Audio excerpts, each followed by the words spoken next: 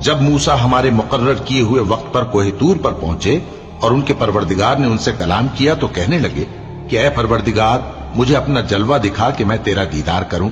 فرمایا کہ تم مجھے ہرگز نہ دیکھ سکو گے، ہاں پہاڑ کی طرف دیکھتے رہو، اگر یہ اپنی جگہ پر قائم رہا تو تم مجھ کو دیکھ سکو گے۔ پھر جب ان کے پروردگار نے پہاڑ پر تجلی کی تو اس کو ریزہ ریزہ کر دیا اور موسیٰ بے ہوش ہو کر گر پڑے۔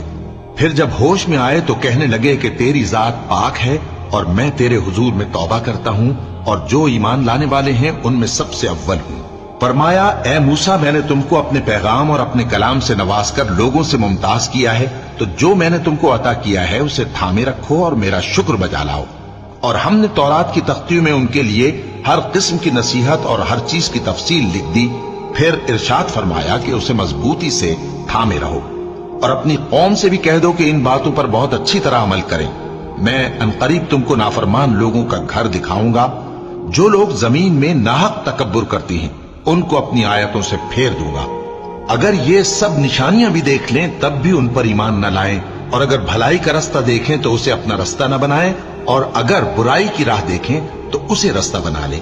یہ اس لیے کہ انہوں نے ہماری آیات کو جھٹلایا اور ان سے غفلت کرتے رہے۔